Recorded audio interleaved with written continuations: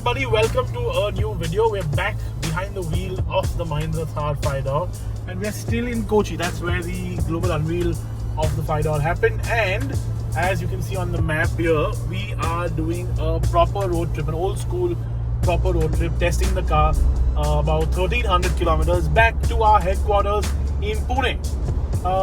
We're gonna sort of vlog this whole journey because I thought if we are driving the car over a decent amount of time and distance, might as well bring you some nice content, right?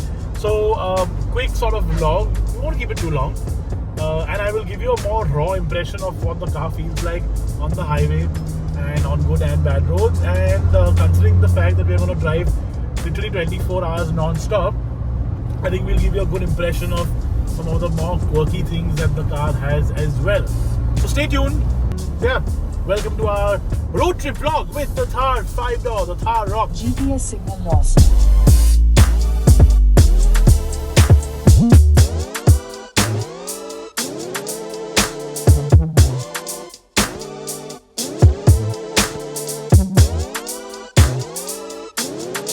Okay, a couple of hours into our drive, a couple of pointers that I'd start liking to make.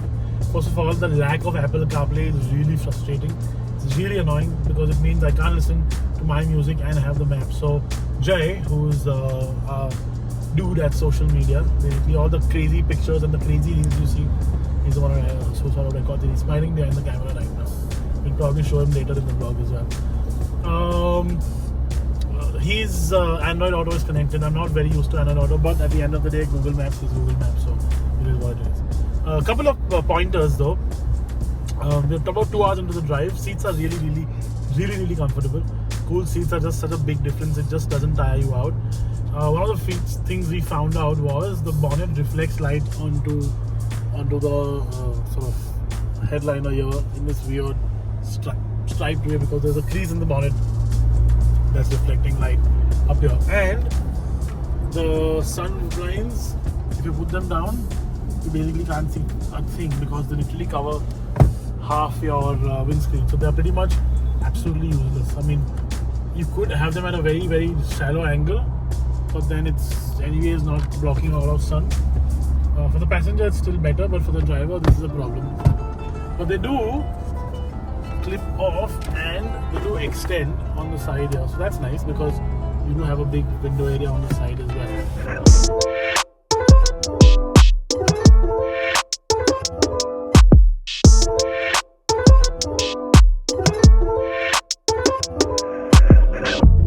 Okay, first pit stop, first fuel stop, and one of the biggest changes in the Thar that can finally be talked about.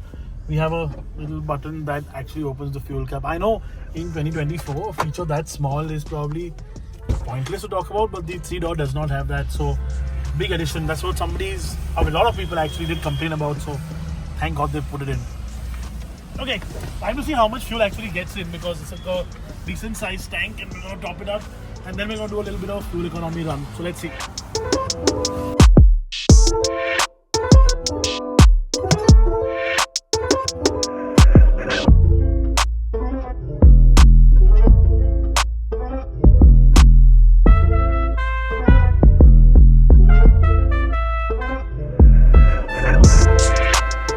Okay, 44 liters of fuel.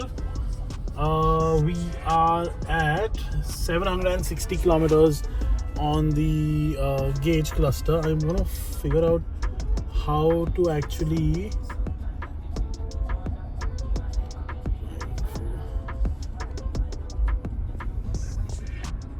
right, we've reset it now, so it's 0 760 kilometers and 0 on the trip.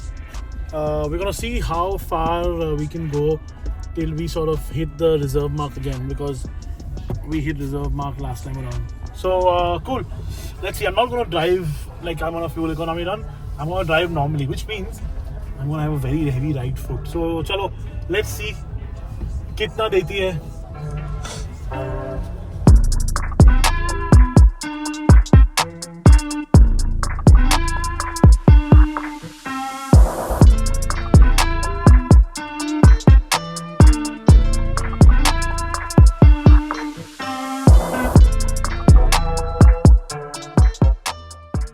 Thar ROXX is truly built to take on any challenge. Apollo's Aptera 82 tires, engineered for vehicles like the Thar ROXX, offer outstanding durability, puncture resistance, and a patented multi-directional tread design, ensuring superior traction on any terrain. The Thar ROXX is truly built to take on any challenge.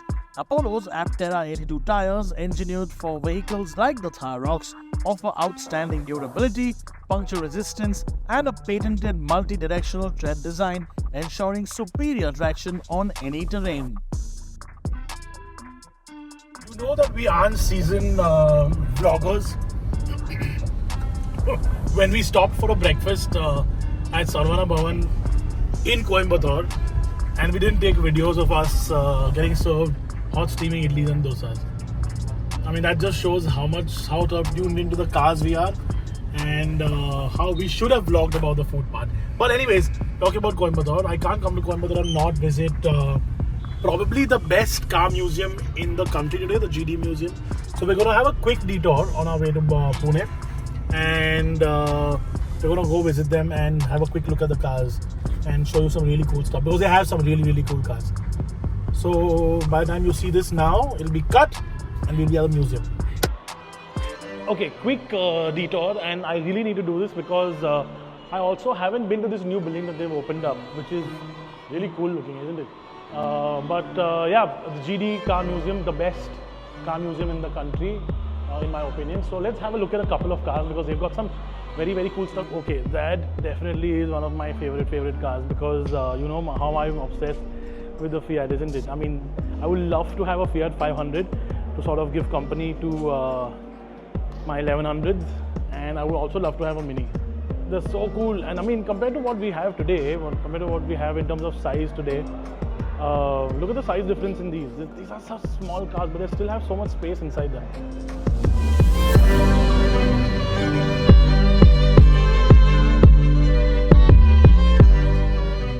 So this is their most precious car. I mean, anyways, Hispano Suizas are rare, and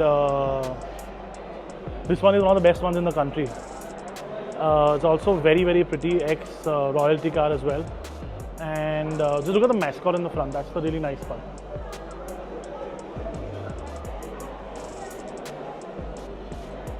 That is pretty. That's some proper Art Deco stuff for you guys. But that's not the generation of car that I love the most. This is.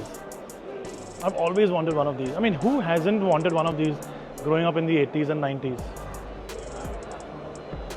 That's a 600, a Fiat 600. So the bigger brother of the Fiat 500, and that is Topolino, which sort of roughly translates to Little Mouse. I love these. I really love these. Since we are in a large family car, this is what people with families, with normal people with families, sort of drove around in the US in the 50s and 60s. Funny thing, I mean, cool stuff is that some of these big American cars are actually made in India as well. So not this, obviously, not a Fleetmaster, but like Dodge Kingsways and stuff were actually made in India. On the other side of these big American cars, though, are the really small micro cars. So you've got like a Lloyd, which is called the Go-Go Mobile, and then you've got the famous Izettas.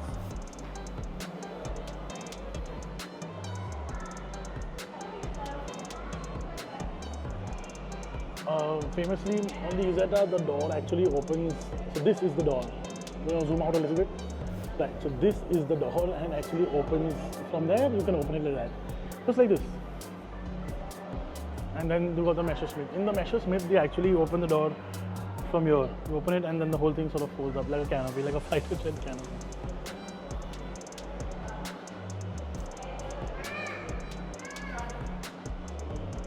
So, actually made in India and restored in Bombay.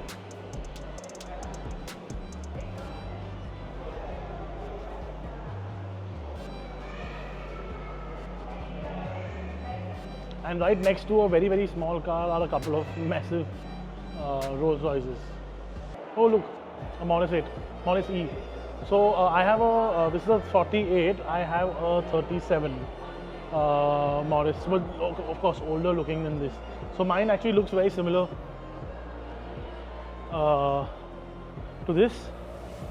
So I have this front end, a little more sloped because mine is a 2-door roadster as compared to this, which is a sedanette, or a sedan, 4-seater, 4-door. But yeah, essentially it's got the same powertrain as this car has. Even the same wheels as this car has. I should actually restore it. It's been a while since I've driven that car. 2019, I drove that car last. Okay, so this is the kind of section that actually interests me the most because it's the kind of stuff I actually collect. Not these, I don't like ambassadors much. I definitely don't like the contest. I know you guys are going to give me hate, but I think this is one of the worst cars India has ever seen. But as I was mentioning earlier, Plymouths and big American cars being made in India, this is what I meant. And of course I can give you guys like a whole history lesson on these. So I don't want to say much because it's a very beautiful museum, but wrong grille, wrong headlight, a couple of incorrect things which should be corrected because this museum does have some very cool cars. And this is not an elegant, this is actually a super select. This is the exact, well, could be a select. It's a 61, so it's a select. So it's got the right grille, but it's got the wrong quarter glass. But again, I mean, it's fine. It's a museum car. It's actually used, and a Padmini.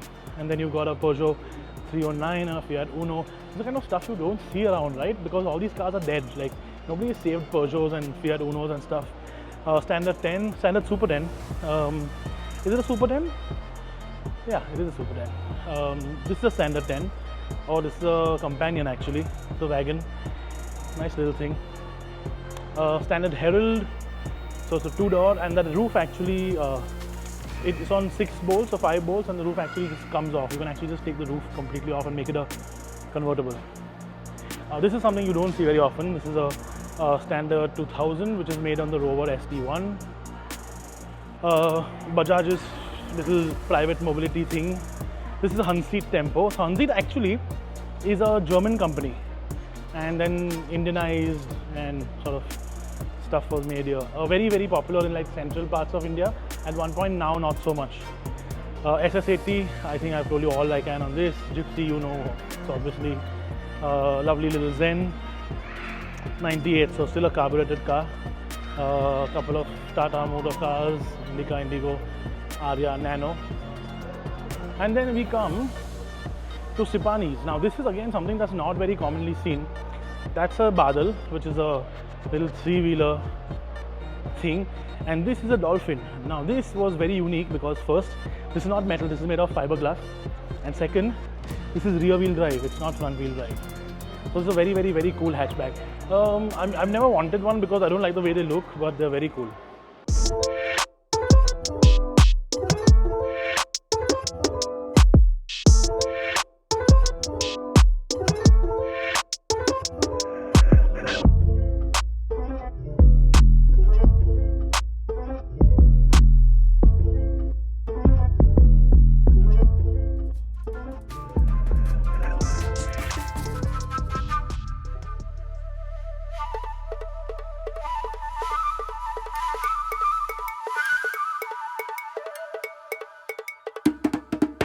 I was literally about to do a PDC saying do not trust Google Maps because it's clearly taken us through some absolutely weird route from Kochi to Mumbai. We're not on a highway, as you can obviously see. We're going through some sort of forest reserve. It's a tiger resort or retreat reserve, sorry. And then we literally enter, and the first thing we see is this huge bunch of deer. And hopefully, we've been lucky recently. Maybe I'll see a tiger today. So sometimes getting a little lost and adding a few hours to your Google Maps time may actually be beneficial. Now, if you actually want to just go flat out to your destination, maybe that's a good thing. But this trip, you're not really going flat out. You don't have to go anywhere. You don't have to be anywhere. We can actually be there whenever we want, which is why I don't mind driving the extra couple of hours. And our ETA originally was about 6 o'clock. It's now 8:42, which is fine because we stopped for an hour in Coimbatore as well, and we stopped for 15-20 minutes for breakfast. So yeah, positives and negatives of not following Google Maps. That said, I'm really annoyed still that I don't have Apple CarPlay, which is why I had to go and buy a phone mount for my windscreen literally in Coimbatore from this shop. And of course everybody was like super happy to see a Thar $5 there. So anyways, onwards, fingers crossed we see more wildlife. And anyways, if we do see wildlife, we'll show it to you guys as well. Yeah.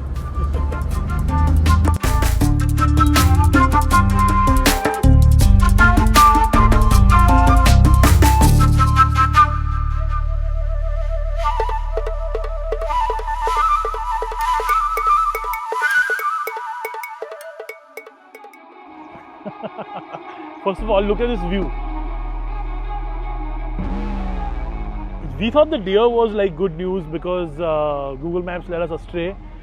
Did you just see that time lapse on that road that we just came through? This is a place, a town called Dhimbam, Dhimbam, in the Satya Mangalam Tiger Reserve. 27 hairpins, butter smooth tarmac. I really wish I had a fast, low slung sports car, but this thing has surprisingly actually handled really well.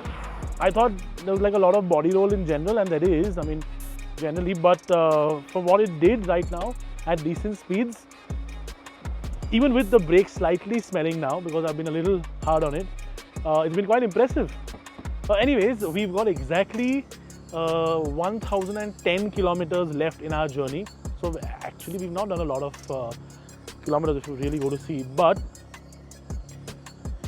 I hope the road gets a little bit nicer now in terms of being a highway. I don't think it does till we actually cross Mysore, but I think we need to get going because we need to cover a little bit of time. It's about 2 o'clock now, we left at 6. We've done a bit of faffing, but I think time to use that right leg. Chalo, get in the car. Sorry? Yeah, sure, please. This is a test car. No, it's not a test drive car. It's a R&D test car.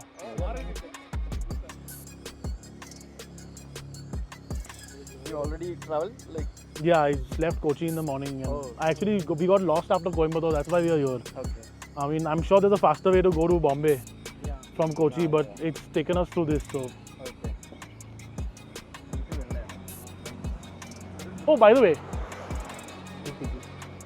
considering the fact that he's been shooting and behind the scenes, this is the guy, Jay, who actually makes all the magic on social media that you guys see and you guys seem to love. So if you ever reach out, this is the guy that makes all the magic happen.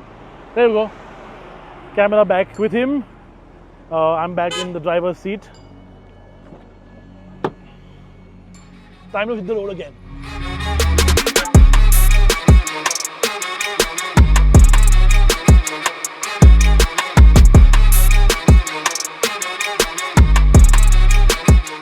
So we've just stopped at this very small town. I don't even know what it's called.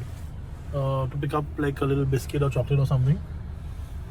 Across the road is an ambassador, and it's a normal ambassador for a sec. I saw it was a normal ambassador for a second, but then it's got headlights on the back as well, and what looks like ventilation for another engine. Is that like a ambassador that somebody's cut into 2 pieces and then made like 2 front ends? I don't know what it is. I'm not going to remove the cover obviously, but this is the kind of weird stuff you see on a road trip. Okay, I'm going to go get my chocolate now.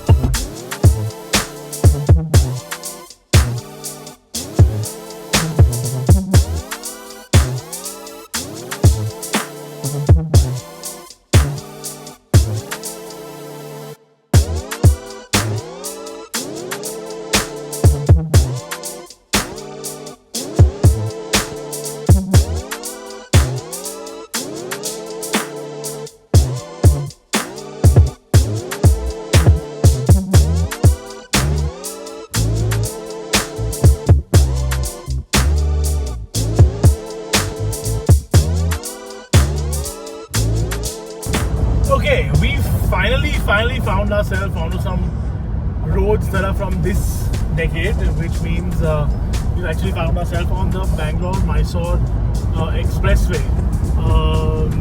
We came from somewhere, Google Maps led us through and came below it, and then we found our way on it. and which means I can actually finally get to stretch the legs of the Thar a little bit, because so far we've been doing about 80-90 kilometers an hour.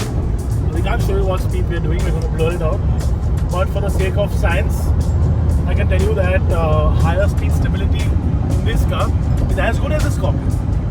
When the speed is higher, you also have much better damping. It feels much nicer to drive, especially on these. You can hear that, right? Those are the joints in the road, and the normal Scorpio would feel slightly unsettled sometimes. Sorry, the normal Thar would feel slightly unsettled sometimes. This feels very settled. It feels very comfortable at higher speeds. I know legally you can only do 120, or in this case only 100 on this expressway, but at higher speeds, much higher than that, it still feels comfortable. There is wind shear a little bit. You can hear it around the sides, but there's nothing leaking in. The rubber seals definitely have had a huge improvement, massive improvement, and overall, I mean, we've had really bad rural roads. We've literally gone through a field, a banana field to be precise. We've had sort of one lane each side, old school type highways, and now we're on a 3-lane expressway, and I'm really enjoying this, sitting at high speed, cruising comfortably. Now I'm going to make up some time and head back to Mumbai, to Pune first and then to Mumbai, and then at the end, as I mentioned, small surprise.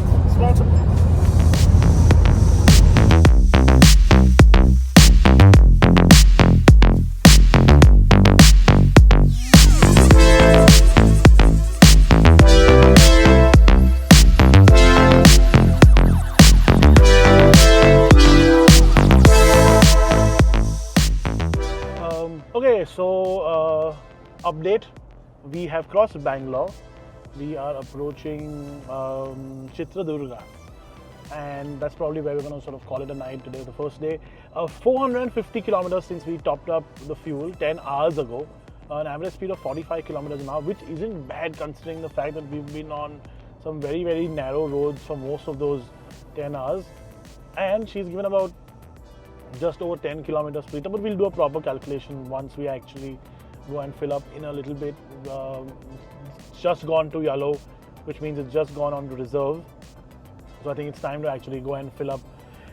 But otherwise, as I've mentioned in other things before, she's been handling really, really well. And it's actually a great car to drive on the highway. So it's been a pleasant surprise driving her on various different sorts of road. I'm going to shut the light off. I'm going to make the camera go forward, look forward, because one of the other complaints on the Thar used to be bad headlights. So now you got LEDs. They aren't great, but I mean, it's a welcome change from what they used to be. So yeah, you got an upgrade for sure, but I mean, still not as great as what they could be. But that said, it is definitely better than what the earlier Thar headlights were, because they were absolute crap. And there you go, fuel station. So we're going to pull in and go fuel up and see what actual fuel economy the car has given us.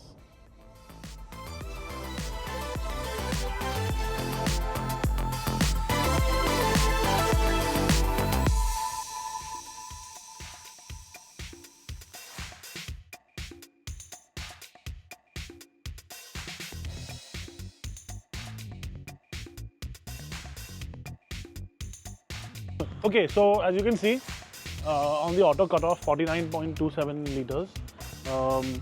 We've driven 466.6 kilometers divided by 49.27. So 9.5 kilometers per liter, which is not bad considering the fact that we've not exactly been going slow. So the car's showing 10.13. No, sorry, the car's showing, give me a second.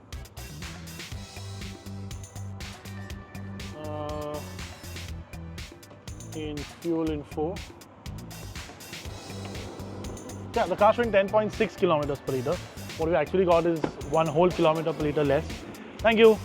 So 9.5. But again, as I said, not bad. I mean, we've been, again, sort of on the highway going at speed. But this is the rear wheel drive. The four wheel drive will obviously be slightly lesser than this, considering the fact that it is heavier. But we now have a full tank of diesel, which means we can head either straight to Pune or we can stop at Chitradurga as we've decided or we've sort of discussed. We'll take a call in a little bit. But for now, since we have stopped at this petrol pump, we can actually get some windshield washer fluid soap because that's something that I put in every single car that I'm on a journey in. So let's go and get that. Okay, in our unscripted part in the review, you've seen that the brake pedal cover came off. It is still on in this car, but dead pedal. This is not acceptable in a brand new car. So we're going to say this, there are still some things that need to be ironed out, Mahindra. This sort of stuff coming out on a brand new car is just, that's not, I mean, it's just not cool. Anyways, they're going to sort of continue because it's just a cover, it's a dead pedal. So nothing we can do and nothing we can stick on in any case, it's stuck on carpet. But quickly head forward and either stop for the night or continue onward. Okay, here's a suggestion. If you are buying one of these, change the wipers immediately. So the wipers that they're provided with, they just aren't good enough. I don't know why, but they just aren't good enough.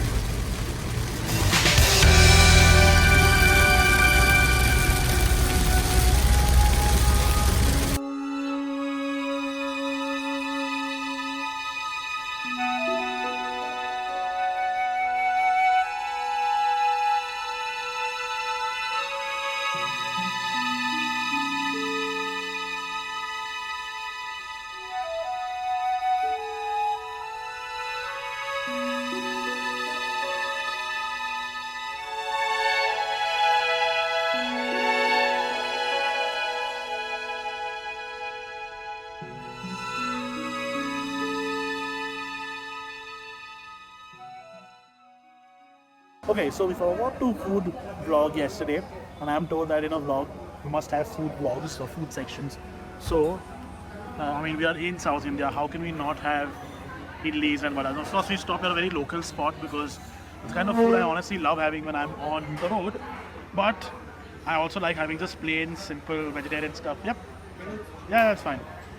So a dosa and an idli just is the perfect meal for me, and of course some cold water. So there you go. We now become expert vloggers and vlogging about food. We're vlogging about what we're eating and where we are and all that. So anyways, this is our attempt at a road trip vlog. I know it's probably horrible, it's probably one of the worst things seen, but we are having fun doing it, and that's the most important. And we're also doing lots of kilometers in the car, which means we can give you a more in-depth sort of view of what the car is actually like, which is really what you guys want. Okay, so I'm gonna eat some. Okay, go.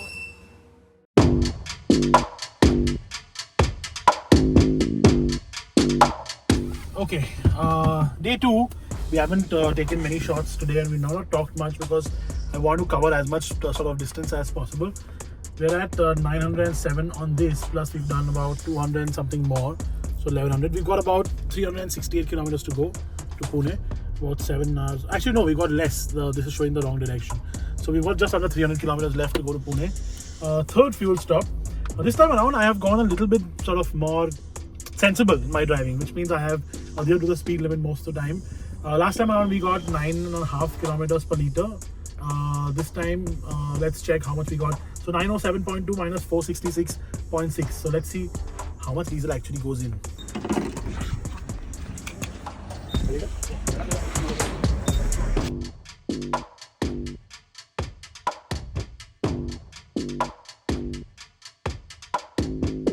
Okay, so we've just done some calculation. We've done 440.6 kilometers since we stopped last for fuel, and that's the bill.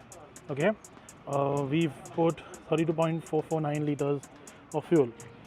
Let us divide this by 32.449 equal to 13.57, right? So better fuel economy obviously if you drive a little more sensibly. Still, I'm very heavy, very heavy on the throttle, much heavier than anybody else in this organization. At least so I'm told by the guys who handle all our finances and bills. But yeah, 13.5. So actually, if you do drive it sensibly, if you don't drive it like a complete lunatic like I do, foot flat on the floor, you're going to get better fuel economy. But again, not bad. I mean, 13.5 and the pace we're making, we've got an average speed of like some 65 kilometers an hour. So it's not like we're not making pace. But 13.5, 13.6, not bad. I mean, yes, it could be better, of course. But for a big 2.2 liter diesel, that's okay. I think that's fine. Okay, onwards. Few hours to go to Pune, and then I have to still drive to Mumbai, and that little surprise that I have promised.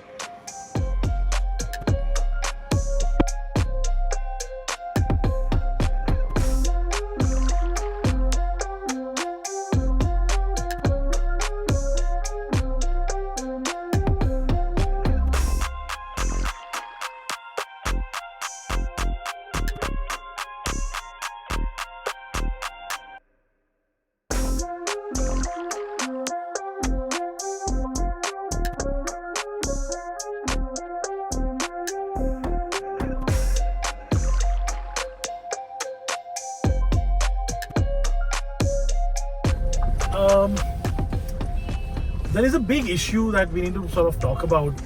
The difference between roads in Maharashtra and the difference between roads in Karnataka are just so stark anymore. They've always been big as a difference, but it's now so much of a difference. You sort of come literally flying through most part of Karnataka. I mean, there are some small diversions, and then you come to a much narrower road. The road quality is not as good. The traffic is much higher. Honestly, there is really genuinely a need for some sort of very high-speed expressway to be built between Mumbai and Bangalore, and then going down even further. Because currently joining these two absolute mega powers, these two cities are a day or 12 hours, 14 hours, 15 hours is just too much time. So I really hope that the government takes it into consideration and changes this situation, because it's just been like this since the last 15 years. I mean, I remember my first road trip in 2008. And those same diversions are still there today. I mean, Hubli still has that big diversion, which is still currently exactly as it was. And there you see the ADAS working right when we sort of moved into this lane. But yeah, I mean, I would just wish for better roads on our side, because we deserve it. Instead, we have to sort of deal with continuous truck traffic and really low average speeds. So yeah, just a little rant, but I think it was necessary.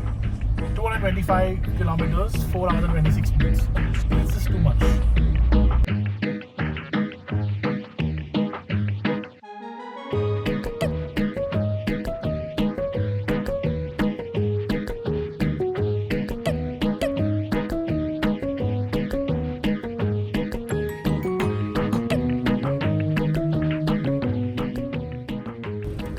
छुट्टा है क्या आपके पास?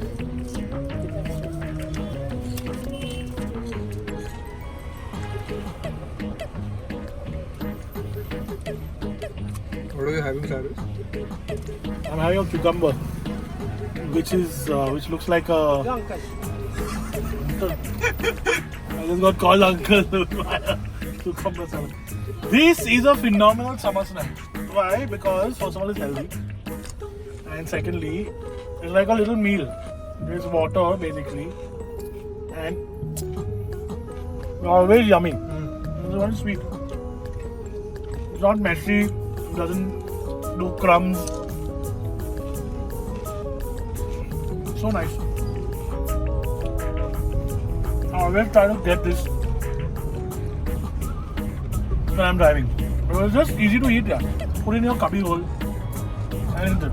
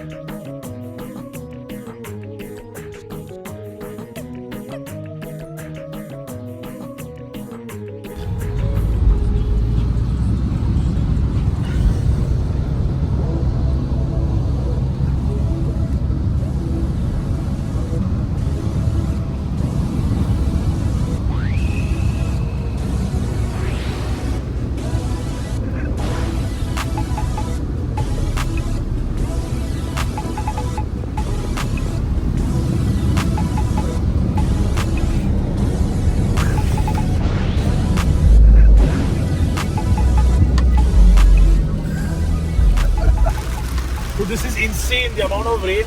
We've literally had, look at that, we've literally had zero rain for the last 2 days, and then suddenly, or we've had like small bursts of showers, and then suddenly we've entered Satara, and this is the level of rain. There is even water sort of logging on some parts on the road, and luckily I'm really glad that I'm in this, which means I can sort of make my way slowly from the side where other cars can't really make it. Usually, if it wasn't anything less sort of adventure-y than this, I would not do this, especially for like more expensive German cars and stuff. No way.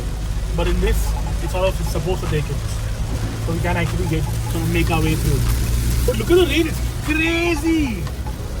And of course, as you can clearly see there, everybody is celebrating Diwali.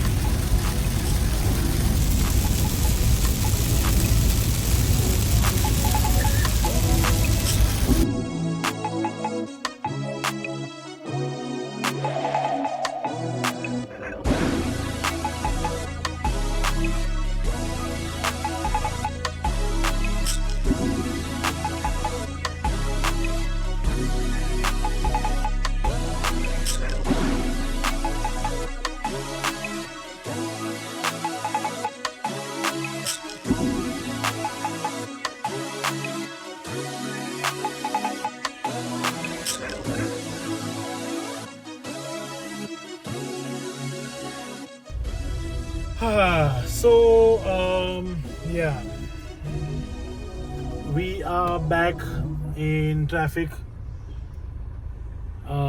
This is what I have to deal with every day when I'm actually in Pune. 36 kilometers, 1 hour and 50 minutes. It's crazy. And we've been driving since early morning. It's now 8:15 in the night. Our ETA originally was 8:20, and now traffic has made it 10:05. I still have a 2.5 hour journey to Mumbai after this, so it's been a long day.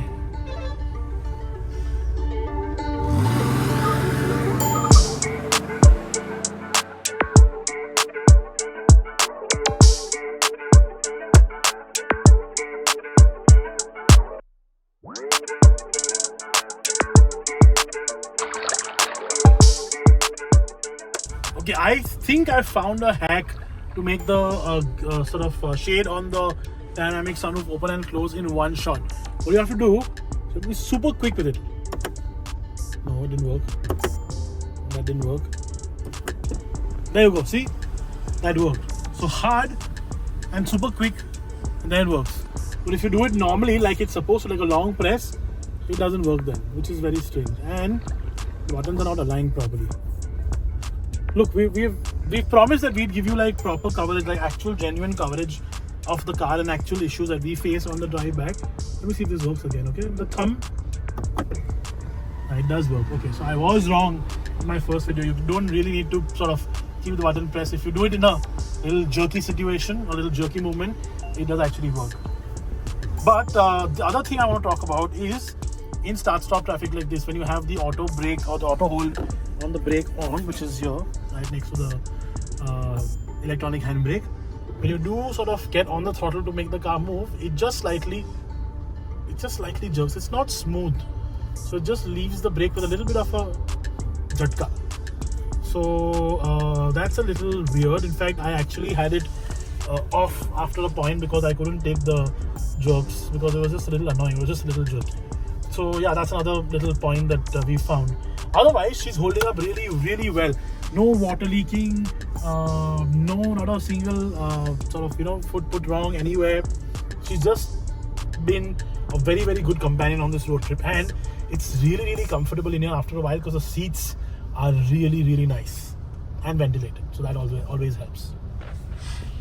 The traffic though, that sucks. I mean, this is what I have to go through every single day when I'm living in Pune. Every single day.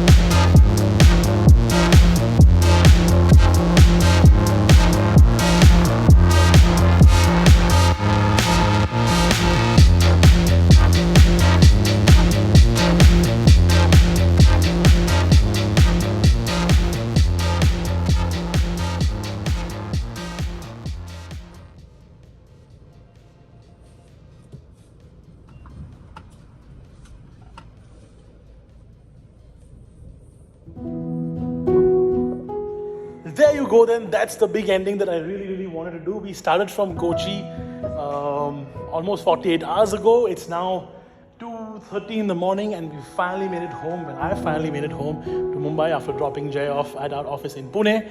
And what better way to end this than with these two next to each other. The first ever Thar, my dad's first ever Thar, the prototype Thar from way back when, and the newest Thar. So what a lovely combination. The oldest Thar that exists and the newest Thar that exists together for the first time ever. And I think that's the best way that we can end this video. I know this has been weird because it's probably been too much of talking and maybe it's a little long, but I thought I needed to do this because I really wanted to give you like a real honest opinion on what the car actually drives like over a very long distance, something that we don't often get to do on first drive. So again, thank you so much for watching, and I'll see you in the comment section where I'll answer all your queries about how it drives over a long distance. And we end again with newest Thar, oldest ever Thar.